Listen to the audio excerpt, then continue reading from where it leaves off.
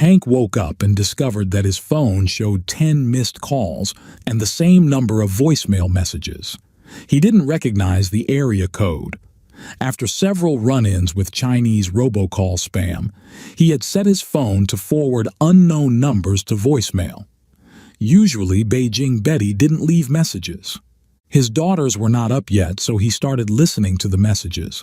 That's when he learned that his wife, Randy, was not in Jacksonville, Florida, visiting her parents and sister for the weekend as she had told him. Instead, she was in the burn unit of a hospital in Boulder, Colorado. Hank paused for a moment. His phone was giving him news alerts. Normally, it was annoying, but it never seemed worth the time to turn off this feature.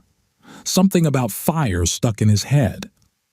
He realized he had seen a news headline with the words "fire" and "Boulder" when his phone screen lit up that morning. He went to his phone's homepage and saw the news headline, "Devastating wildfire destroys Boulder suburb overnight." Interesting. Hank would be the first to admit that sometimes he wasn't the sharpest tool in the shed, but he could think of only one reason his wife, Randy, in their 8th year of marriage, would lie about where she was spending the weekend. He deliberately slowed his pace. There was no point in hurrying. He made coffee. The girls wouldn't wake up for at least another hour. He took the coffee to his wife's workspace in the dining room and grabbed her laptop. It turned out it was now protected by a password he didn't know, but Randy was forgetful and lazy, so he looked for the password written on some scrap of paper and found it at the bottom of a drawer in a small writing desk. Once he gained access, he discovered that she hadn't even closed her email browsers. She had just shut down her computer, relying on her new password and her confidence that Hank wouldn't invade her privacy. All assumptions that existed in this family until this morning no longer apply, Hank thought. And it was true. Everything had changed. She had been meeting with her ex-boyfriend from college, Josh Turner, at his house in Boulder on weekends when Josh's wife was away. This was the guy who had broken Randy's heart by falling in love with and marrying another woman. It seemed that over the years he had developed some guilt about abandoning Randy. Or was it just lust? There weren't many details in the emails, mostly just confirmations of arrival times. Hank assumed they poured their hearts out to each other over the phone. One interesting fact surfaced. Her parents and sister knew about it and agreed to cover for her affair. This wasn't in the emails, but in the chats, which were also open. They all thought she should have married Josh, whose family had money. Hank was simply stunned, as if he were watching a car crash in slow motion and couldn't look away. He took the time to take a deep breath and calm down a bit. He needed this. Otherwise, he might have punched holes in the drywall of the house. He called the hospital in Boulder. When the operator answered, he instinctively asked if Josh Turner was a patient. When they asked Hank to specify his relationship with Mr. Turner, he said that he was a friend. The operator then said she could not provide any information. This response definitely confirmed that they had a patient named Josh Turner. Then Hank called the number left in his voicemail. It was a direct line to the hospital's admissions department. After he introduced himself, the clerk there told him that Randy had been admitted with third-degree burns over more than 80% of her body, including lung damage from smoke inhalation. The fire had apparently erupted suddenly in a drought-stricken area, spreading quickly due to high winds and cutting off the only escape route. Over 100 homes had been burned and destroyed. "Sorry," said Hank. "This can't be my wife. She's in Jacksonville, Florida. You must have the wrong information." He hung up. Yes, of course, she was in Boulder. He felt it but wasn't going to make it easy for anyone. He looked again at his wife's computer and found Josh's social media page. Randy had indeed added him as a friend. There, he found Josh's wife. She had posted publicly from her family's home in San Diego, asking for prayers because she had just learned her husband had been hospitalized with severe burns in Boulder.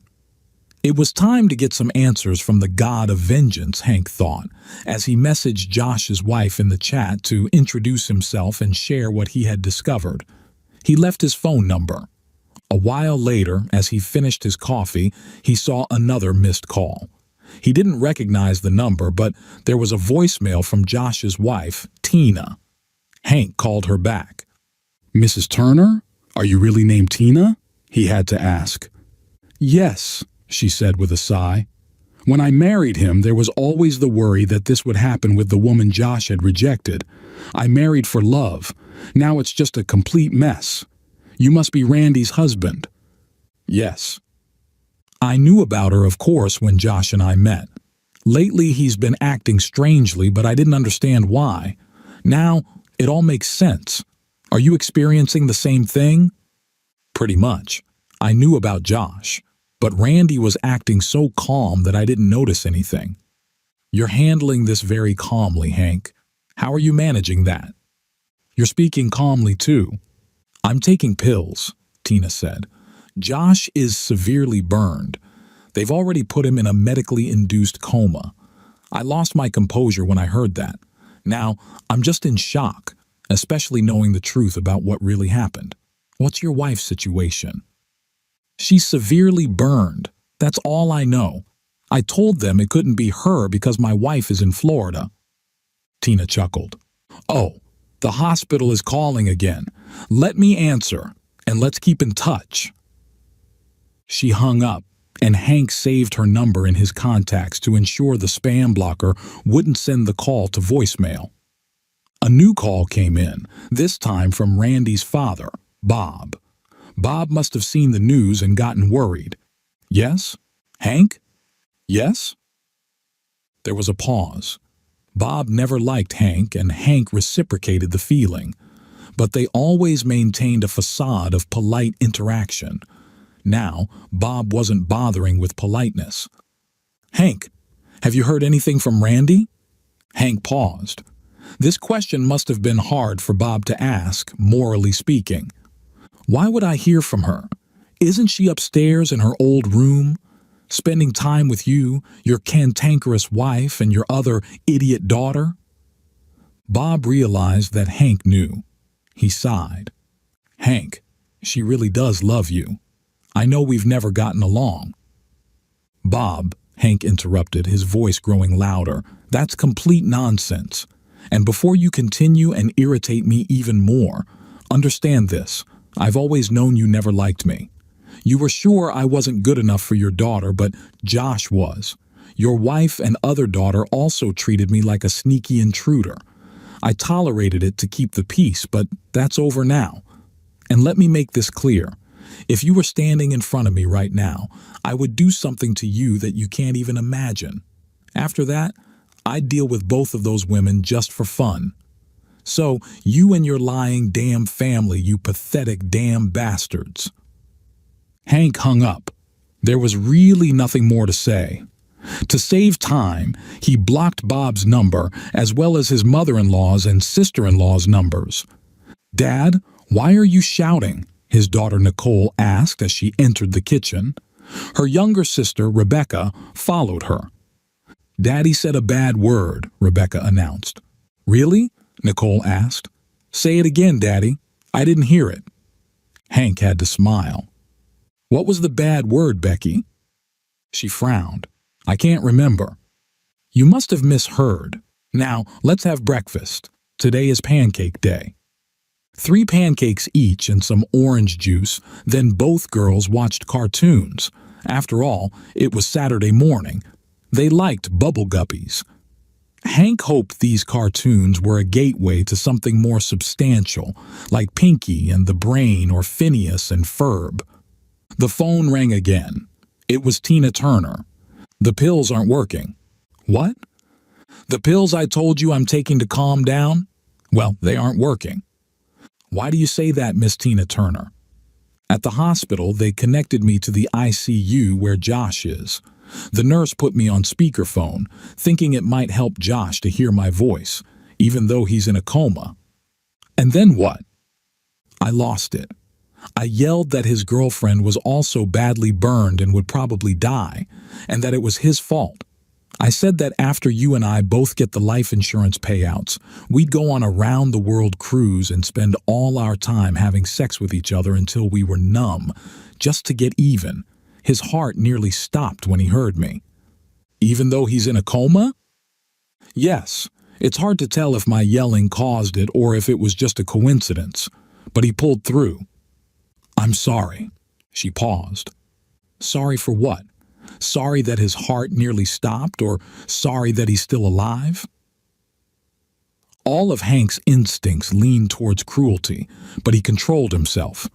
Just sorry that it all turned out this way. Me too. After a pause, he asked, Tell me about this cruise we're going on. Sorry, I don't know where that came from. Still, I'm curious. I bet you are. She paused. Are you really interested, Hank? I saw on social media that you have a beautiful face, but I didn't follow you closely online. If I had to spend time getting revenge by having sex with someone, you'd be a pretty good choice. Why do you ask? Do I have a chance? I don't know, she answered slowly. It's just that since I found out he was cheating, I've spent a lot of time wondering what's wrong with me. Knowing that you're interested makes me feel a little better.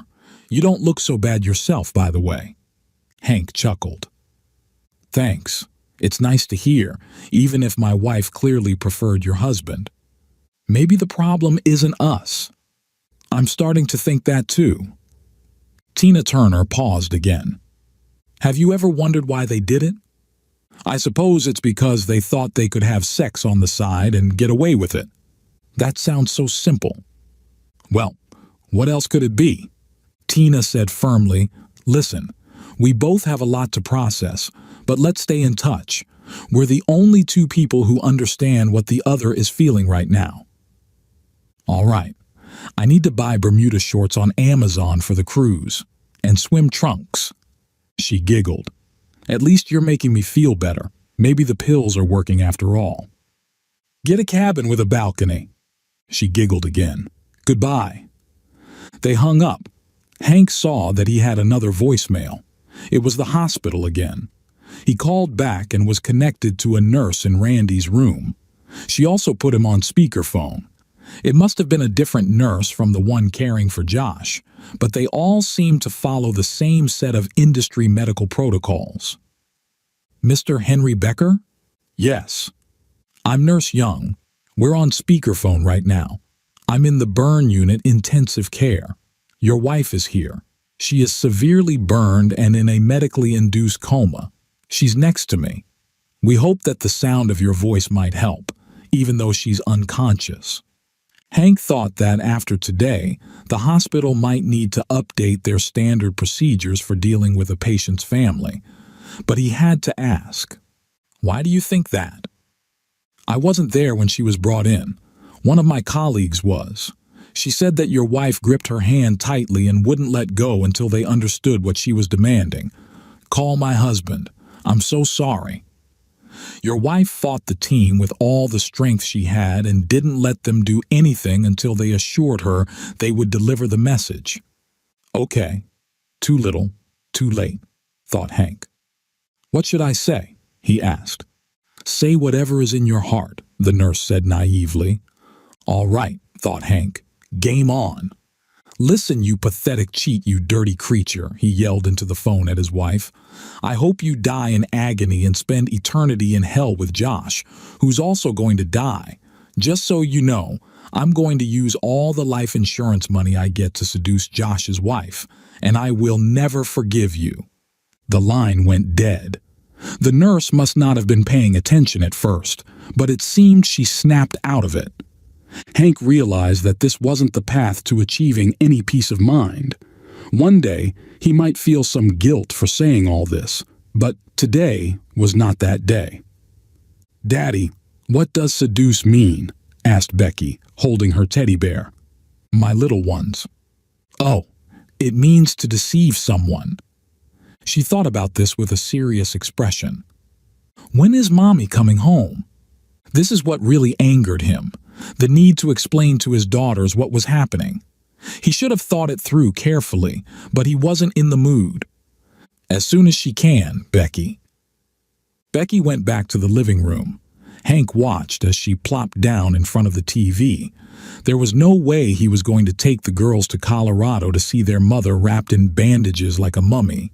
He didn't want them to have those kinds of memories.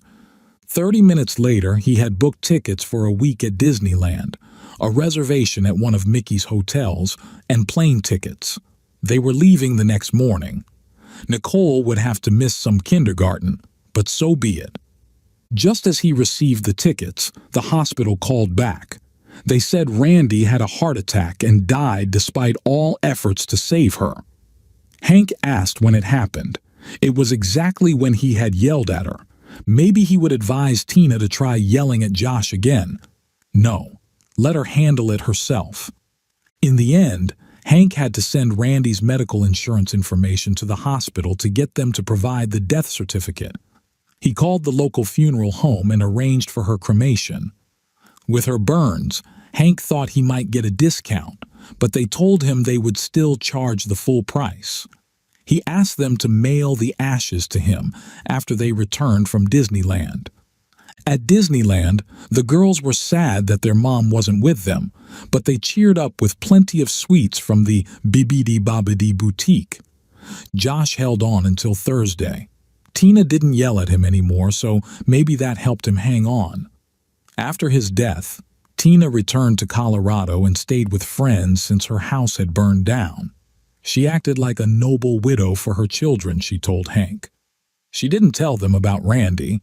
Tina's kids were older than Hank's, and they knew their father had been hurt in the fire, so it was harder to ignore everything. Hank's girls had no idea. For a while, he would continue as he had been.